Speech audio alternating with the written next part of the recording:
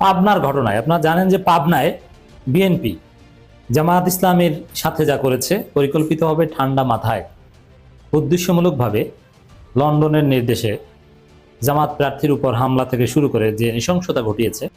নির্বাচনের তফসিল ঘোষণা করার আগেই শুরু হয়ে গেছে বিএনপির কেন্দ্র দখলের মহড়া। অর্থাৎ কেন্দ্র দখলের যে চরিত্র সেটি আপনারা দেখেছেন পার্থের উপরে, ভিপি নূরের উপরে।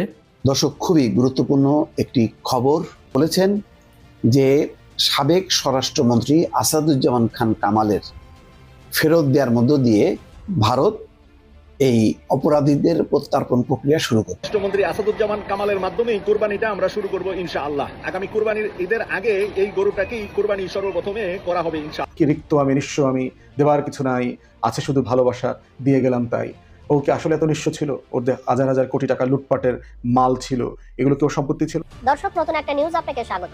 প্রিয় দর্শক, বাংলাদেশের যে বর্তমান রাজনৈতিক প্রেক্ষাপট এবং যে পরিস্থিতির সৃষ্টি হয়েছে তারই আলোকে আপনাদের সামনে বেশ কয়েকটা গুরুত্বপূর্ণ ভিডিও নিয়ে হাজির হয়েছি, যার কিছুটা অংশ বিশেষ ইতিমধ্যেই ভিডিওর শুরুতেই দেখেছেন। তো দর্শক, ভিডিওর শুরুটা দেখে কিন্তু বুঝতে পেরেছেন যে আজকের নিউজটা ঠিক কতটা গুরুত্বপূর্ণ এবং ঠিক কোন বিষয়টাকে ইঙ্গিত করছে। তাই বলবো, যারা ভিডিওটি অন করেছেন না টেনে সম্পূর্ণ নিউজটি মনোযোগ সহকারে দেখতে থাকুন, তাহলে আজকের মূল বিষয়টা বুঝতে পারবেন। তো দর্শক, আর বেশি দেরি না করে চলুন দেখে আসবো আজকে সেই কাঙ্ক্ষিত ভিডিও। পাবনার ঘটনায় আপনারা জানেন যে পাবনায় বিএনপি জামায়াত ইসলামের সাথে যা করেছে পরিকল্পিতভাবে ঠান্ডা মাথায় উদ্দেশ্যমূলকভাবে লন্ডনের নির্দেশে জামাত প্রার্থীর উপর হামলা থেকে শুরু করে যে নৃশংসতা ঘটিয়েছে, প্রকাশ্যে গুলি, মোটরসাইকেল পোড়ানো, মানে একটা নরকের রাজ্যে, একটা আতঙ্কের রাজ্যে একটা যুদ্ধাবস্থা তৈরি করেছে। মনে হয় যেন একটা ধ্বংসস্তূপ। পুরা মোটরসাইকেল, ভাঙা গাড়িগুলো দেখলাম, এটা যুদ্ধ বিধ্বস্ত ইউক্রেন, রাশিয়া অথবা প্যালেস্টাইন মনে হয়েছে।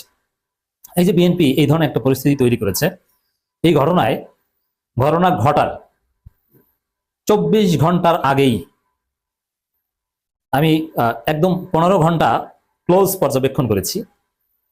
15 ঘন্টায় বিএনপির বিরাট পরাজয়, বিএনপির বিরাট ক্ষতি হয়ে গেছে, অপূরণীয় ক্ষতি হয়ে গেছে। বিএনপি এই ভুলের মাসুল দিতে পারবে না। দর্শক, বিএনপি দেখেন ধরাটা কোন জায়গায় খেয়েছে। হামলা হয়েছে, হামলা হওয়ার সাথে সাথে হামলা করেছে কারা? বিএনপির দখলকৃত মিডিয়া থেকে শুরু করে সব গণমাধ্যম, যেহেতু চোখের সামনে, ক্যামেরার সামনে, এটা নিয়ে কোনো ইখতিলাফ নাই, সবাই রিপোর্ট করেছে। সময় টিভি থেকে শুরু করে যত বিএনপির দখলকৃত মিডিয়া আছে সবাই ক্লিয়ার, জামাত প্রার্থীর গণসংযোগের উপর বিএনপির হামলা, গুলি, অগ্নিসংযোগ, একদম এইভাবে। ইত্তেফাক বলেন আর সময় টিভি বলেন আর যা বলেন, সব পুরো গণমাধ্যমে রিপোর্ট করেছে। প্রথম দিকে কোনো গণমাধ্যম বিএনপি জামাতের সংঘর্ষ হিসাবেও রিপোর্ট করেনি, তারা বলেছে যে বিএনপির হামলা। তারপরে যখন বিএনপির দখলকৃত মিডিয়ার মালিকরা মিডিয়ায় ফোন টোন দিল যে ব্যাপারটা কি, তোমরা এটাকে বিএনপি জামাতের সংঘর্ষ বলবা, বিএনপির হামলা বলো কেন, তারপরে দুই একটা নিউজ পেপার এইভাবে নিউজ করেছে। কিন্তু হামলার পর মুহূর্তে এস্টাবলিশ হয়ে গেছে, সন্ধ্যার পর থেকেই বাংলাদেশে এস্টাবলিশ হয়ে গেছে যে বিএনপি নৃশংস হামলা করেছে, গুলি করেছে, কুপিয়েছে, আহত করেছে, জেলা আমির সহ শত শত জামাত নেতাদের আতর্কিতভাবে আহত করেছে এবং গুরুতর আহত করেছে। এটা প্রতিষ্ঠিত হয়ে গেছে, সব গণমাধ্যম রিপোর্ট করেছে। কেন্দ্রীয় জামাত সাথে সাথে বিবৃতি দিয়েছে এবং জামাতের নেটিজেনরা তো এই বিষয়ে সোচ্চার প্রতিবাদ চালিয়ে যাচ্ছিল। বিএনপি কিন্তু চুপচাপ, কোনো কথা বলেনি, কারণ জানে যে ধরা খেয়ে গেছে। কারণ এই যে ঘটনা ঘটার পরে বিএনপির চুপ থাকা, সমস্ত গণমাধ্যম এবং জামাতের যে প্রচারণা, এতে দেশব্যাপী বিএনপির ইমেজের 12টা বেজেছে। বিএনপির লক্ষ লক্ষ ভোট কমে গিয়েছে। কিন্তু গভীর রাতে যখন মানুষ ঘুমায় তখন বিএনপি চিন্তা করলো যে না, অবস্থা তো খারাপ, বিবৃতি তো একটা দিতে হয়, জামাতকে তো দায়ী করতে হয়। তারপরে জামাতকে দায়ী করে একটা বিবৃতি দিল। কিন্তু মজার বিষয়, ঘটনা যা ঘটার, বিএনপির ভোট যা কমার, ক্ষতি যা হওয়ার, বিএনপির মায়ের হয়তো বা জামাত খেয়েছে, বিএনপির লোকজন তেমন মায়ের খায় নাই, কিন্তু রাজনৈতিক ক্ষতি বিএনপি যা। নির্বাচনের তফসিল ঘোষণা করার আগেই শুরু হয়ে গেছে বিএনপির কেন্দ্র দখলের মহড়া। অর্থাৎ কেন্দ্র দখলের যে চরিত্র সেটি আপনারা দেখেছেন পার্থের উপরে, ভিপি নূরের উপরে, ব্রাহ্মণবাড়িয়ায় জোনায়েদ সাকির উপরে। সেখানে তারা একটা আভাস দিচ্ছিল যে আমরা আসছি এবং আমরা আছি, কারা বাংলাদেশের রাজনীতি করবে, ভোট চাইবে, ভোট দিতে আসবে, সেটি আমরা দেখিয়ে দেব। তার চূড়ান্ত পরিণতি আজ ঘটেছে পাবনার ঈশ্বরদীতে। পাবনা নির্বাচনী আসন 4, সেখানে জামাতের প্রার্থী হলেন আবু তালেব মন্ডল, আর বিএনপির প্রার্থী হাবিবুর রহমান হাবিব। এই হাবিবুর রহমান হাবিবকে আপনারা চেনেন, এই যে তার ছবিটা একটু দেখুন। উনি ইতিপূর্বে, আপনাদের মনে আছে না, ওই যে জিব্বা কেটে কুকুর দিয়ে খাওয়াতে চেয়েছিলেন, সেই হাবিবুর রহমান হাবিব। এই হাবিবকে আবার তা চেনেন তো আপনারা? এই হাবিবুর রহমান হাবিব কিন্তু সাবেক ছাত্রলীগ নেতা। তিনি ছাত্রলীগ থেকে এসে বিএনপিতে এখন ভর করেছে। আমরা এই বিগত কয়েকদিনে, আপনারা যদি সাম্প্রতিক সময়ে 1 মাস বা 1.5 মাস, এই সময়টুকু যদি আপনারা একটু রাজনৈতিক বক্তব্য বিএনপির নেতাদের একটু পরখ করেন, তাহলে দেখবেন কেউ বলছে জিয়াউর রহমানের অর্ধাঙ্গী শেখ হাসিনা, আবার কেউ জয় বাংলা জয় বঙ্গবন্ধু স্লোগান দিচ্ছেন মিছিলে গিয়ে বা বিএনপির সমাবেশে গিয়ে, পারিবারিক বৈঠকে গিয়ে। কেউ জননেত্রী শেখ হাসিনা বলে ফেলছেন খালেদা জিয়াকে। এই যে কথাগুলো, এগুলো কি আপনাদের কাছে মনে হয় যে এমনি এমনি হচ্ছে? না, এমনি এমনি এগুলো হওয়ার কোনো প্রশ্নই আসে না। এটি হচ্ছে দীর্ঘদিনের চর্চিত একটি বিষয়। হঠাৎ করে যখন কেউ নতুন কথা বলতে যায়, তখন আর তার নতুন বিষয় মুখে আসে না। আমরা শুধু 5 আগস্টের পর থেকে ছাত্র দল এবং বিএনপি ছাত্র শিবিরের বিরুদ্ধে একটা অভিযোগ বারবার করে আসছে যে গুপ্ত শিবির, গুপ্ত শিবির, গুপ্ত শিবির। আচ্ছা, মানলাম গুপ্ত শিবির। ছাত্র শিবির যদি গুপ্ত শিবির হয়ে থাকে, তাহলে এই গুপ্ত শিবিরের কাছে তাদের মুখ থেকে কখনো কি শুনেছেন ওই স্লিপিং অফ টাং, অর্থাৎ শেখ হাসিনার নাম বা জয় বাংলা জয় বঙ্গবন্ধু এই ধরনের কোনো স্লোগান ইতিপূর্বে কেউ কখনো শুনেছেন? শুনবেন না, কখনোই শুনবেন না। কিন্তু আমরা যারা মানে একেবারে প্রকাশ্যে, গুপ্তের বিপরীত যেটা, প্রকাশ্যে যারা রাজনীতি করেছেন বলে দাবি করছেন, বা একেবারে ফ্রেশ রাজনীতি করছেন বলে দাবি করছেন, তাদের কেন এমনটি হচ্ছে? তারা কেন বক্তব্য দিতে গেলেই শেখ হাসিনার নাম তাদের মুখে চলে আসছে? জয় বাংলার নাম কেন তাদের মুখে চলে আসছে? শেখ মুজিবের গুণগান কেন তাদের মুখে চলে আসছে? এটি কি স্লিপিং অফ টাং নাকি অন্য কিছু? এটি অবশ্যই অন্য কিছু। এর মানে 2টি বিষয় এখানে হতে পারে। হয় তারা আওয়ামী লীগের সমস্ত লোকগুলো এখন বিএনপিতে রিক্রুট হয়েছে এবং ওই লোকগুলোকে বিএনপি এখন সামনের সারিতে এনেছে এবং তাদেরকে নমিনেশন দিয়েছে। এখন তারা ভোট চাইতে গিয়ে তাদের ওই 17-18 বছরের যে পুরনো অভ্যাস, এই অভ্যাস থেকে তো একদিনে তো আর এটি যায় না, যার কারণে হাজারো রিহার্সেল করে যাবার পরেও তাদের মুখ থেকে ওই আসল কথাটি বেরিয়ে যাচ্ছে। এই হচ্ছে এক। অথবা দ্বিতীয় বিষয়টি এরকম হতে পারে যে বিএনপির সমস্ত নেতাগুলো যারা এখন এই নমিনেশন পাচ্ছে বা তাদের দলের যত নেতা কর্মী আছে, সবগুলো আওয়ামী লীগের ভিতরে ঘাপটি মেরেছিল। এতদিন তারা আওয়ামী লীগ করেছে, 17 বছর ধরে জয় বাংলা জয় বঙ্গবন্ধু করেছে, শেখ হাসিনার গুণগান গেয়েছে। এখন তারা আবার বিএনপিতে ফিরে এসেছে। কিন্তু ফিরে যে এসেছে এবং তারা যে ওই কাজ করে এসেছে ওখান থেকে, এটাই ধরা পড়ে যাচ্ছে তাদের বক্তব্যে। কিন্তু আমরা যারা তথাকথিত গুপ্ত শিবির যাদেরকে বলছি, কই গুপ্ত শিবিরদের তো এই ধরনের স্লিপিং অফ টাং একবারও শুনলাম না। যাই হোক, ফিরে যাই আবার ওই কথায় যে হাবিবুর রহমান হাবিব। এই হাবিবুর রহমান হাবিব তিনি ছাত্রলীগ থেকে এসেছেন, ছাত্রলীগের মাল। এই মালগুলো তাদের চরিত্র কোনোদিন বদলাবে না, ওই যে জসিমউদ্দিন মানিকের মতো এদের চরিত্র কোনোদিন বদলাবে না। সারা জীবন ছাত্রলীগই থেকে যাবে। এই যে ফজা পাগলা একটা কোথা থেকে এসেছে? ছাত্রলীগের কেন্দ্রীয় সভাপতি ছিল। এদের চরিত্র কি বদল হয়েছে? ফজা পাগলা এখন কি করে বেড়াচ্ছে? এখন তো এই ফজা পাগলা জেলে গেল বলে ওই আসনে এখন বিএনপি কাকে নমিনেশন দেবে এটি বিএনপিকে এখন ভেবে রাখার সময় হয়েছে।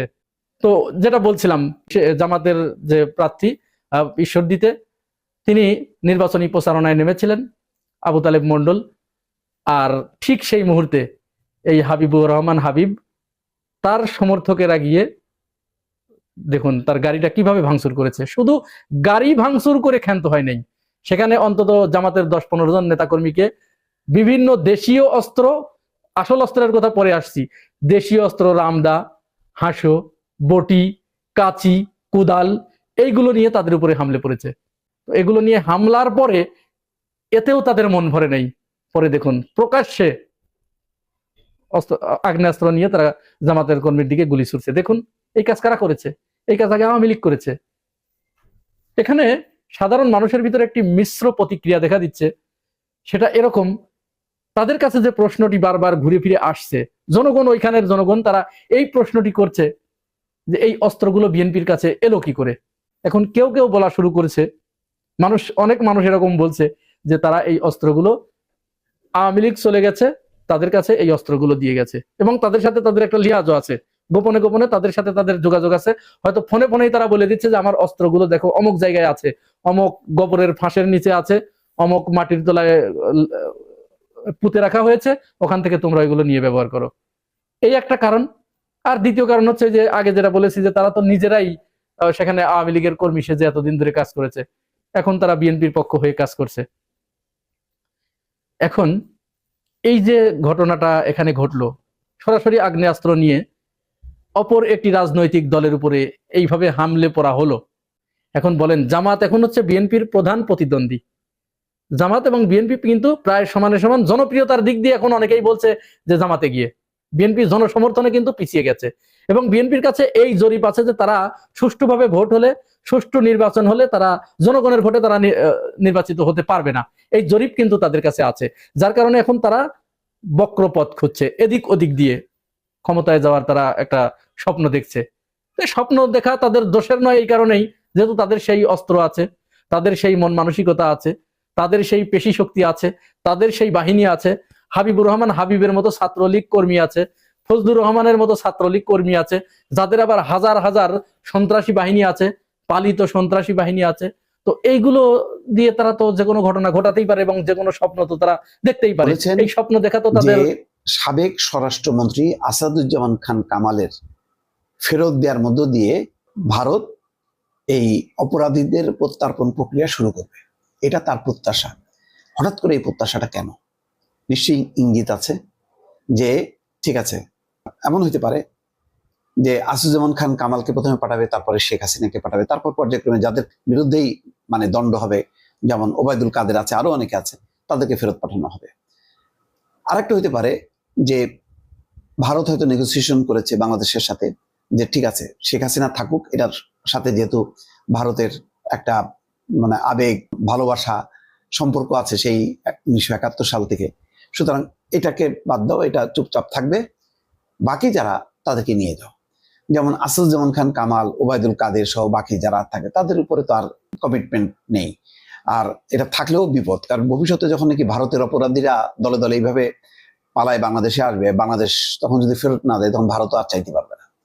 তো সুতরাং এটা শেখ হাসিনার সঙ্গে আওয়ামী লীগের বাকি যারা দণ্ডিত থাকবে তাদেরকে বিচ্ছিন্ন করা হবে, এরকম কোনো আলোচনা কি হয়েছে কিনা? কারণ আমরা জানতে পারতাম যদি খলিলুর রহমান যদি মুখ খুলতেন কি আলোচনা হলো অজিত দোভালের সাথে, সেটা যদি খোলাসা করতেন তাহলে বোঝা যেত। কারণ এটার একটা ফয়সলা হইতে হবে, কারণ এটা ফয়সলা না হলে যেটা হবে, ভারত বেকায়দায় থাকবে, বাংলাদেশও বেকায়দায় থাকবে, দুই দেশই বেকায়দায় থাকবে। কারণ এটা তো একটা পলিটিক্যাল সিদ্ধান্ত হয়ে গেল যে গণহত্যার বিচার হবে, তাদের বিরুদ্ধে মৃত্যুদণ্ড হবে অথবা যাবজ্জীবন কারাদণ্ড হবে, আর সেই আসামিগুলো সব ভারতে অবস্থান করে থাকবে, নিরাপদে থাকবে, তাহলে বাংলাদেশের সাথে সম্পর্ক ভালো হবে না, এটা ভারত বোঝে। এই কারণে তারা হয়তো একটা মাঝামাঝি লাইন নিতে চাচ্ছে যে না ঠিক আছে, তারা কোনো অপরাধীদেরকে আশ্রয় দেবে না। এমন হইতে পারে যে আরো সম্পর্ক উন্নয়নের স্বার্থে শেখ হাসিনাকে হয়তো আরেকটা তৃতীয় দেশে তারা ট্রান্সফার করতে পারে, মানে চলে যেতে বলতে পারে বা ব্যবস্থা করে দিতে পারে। কিন্তু বাকিদের বেলায় তারা ওই প্রত্যার্পণ যে চুক্তি আছে সেই চুক্তিটাকে সমুন্নত রাখতে চায়। এটা ভারতও আবার তার নিজের স্বার্থে, কারণ ভারতের বিচ্ছিন্নতাবাদী অনেক অপরাধী বাংলাদেশে অনুচ্ছেদ টিয়ার মতন তারা যদি বাংলাদেশে আশ্রয় নিতে থাকে তাহলে তারাও কিন্তু বেকার পড়বে। ফলে এটা দুই পক্ষের স্বার্থের কারণে এটা করবে। আর ভারত তো তার মানে শেখ হাসিনার প্রতি একটা অবস্থান রাখবে, তার মানে এই না পুরো আওয়ামী লীগের প্রতি রাখবে, আওয়ামী লীগের সকল নেতাদের প্রতি কমিটমেন্ট রাখবে না। ওটা রাখতে গেলে তাহলে আর ভারতের সাথে সম্পর্ক জোড়া হবে না। তো জোড়া দিতে গেলে তার একটা কঠিন সিদ্ধান্ত নিতে হবে যে অ্যাজ এ হোল যদি আওয়ামী লীগ শেখ হাসিনা সহ নিয়ে যদি তারা এ করতে চায় তাহলে এটা একটা বিরূপ ধারণার জন্ম নেবে এবং সম্পর্ক কখনো স্বাভাবিক হবে না। হয়তো সেই সব কারণে এটা একটা নেগোসিয়েশন হয়তো হয়েছে পদ্মার অন্তরালে, যেটা আমরা এখনো জানি না। এটা জানতে পারলে ভালো হতো। আর এটাও ঠিক যে কূটনৈতিক আলাপ আলোচনার সবকিছু ইমপ্লিমেন্ট হওয়ার আগে জানানোটাও রীতি না। কিন্তু শফিকুল আলমের এই বক্তব্য থেকে ইঙ্গিত পাওয়া যায় যে কিছু একটা হয়েছে, একটা মানে দেখবেন যে এখন কিন্তু শেখ হাসিনা খুব বেশি আর এই দণ্ডের পরে এটা একেবারে ভয়ঙ্কর একটা খারাপ অন্যায় করছে এটা মিলায় যে মানে ঘন্টায় ঘন্টায় যে বিভিন্ন জনের সঙ্গে যে আলাপ আলোচনাগুলো করা, জুম মিটিং করা, বক্তব্য দেয়া, ভাষণ দেয়া, সেই কাজগুলো কিন্তু হচ্ছে না।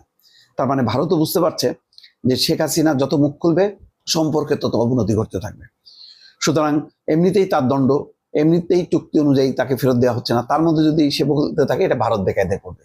ভারত তার নিজের স্বার্থে শুধু এইটুকু করবে, হয়তো শেখ হাসিনাকে প্রোটেকশন দেওয়ার চেষ্টা করবে, কিন্তু বাকিদের বেলায় করবে না। তো এইটা হলে যেটা হবে, ভারতে অবস্থান করা আওয়ামী লীগের নেতাকর্মীদের মধ্যে একটা আতঙ্ক ছড়ায় যাবে। তখন তারা মনে করবে যে ভারতও তাদের জন্য নিরাপদ না, তখন ভারত থেকে তারা অন্য দেশে পালানোর চেষ্টা করবে। হয়তো তেমন একটা পরিস্থিতি তৈরি হচ্ছে, দর্শক আমরা নিশ্চয়ই জানতে পারবো। দর্শক, সম্পূর্ণ ভিডিওটি দেখলেন, আশা করি বিষয়টি বুঝতে পেরেছেন। এই নিয়ে আপনার গুরুত্বপূর্ণ মন্তব্যটি অবশ্যই কমেন্ট বক্সে জানিয়ে দিবেন। ধন্যবাদ।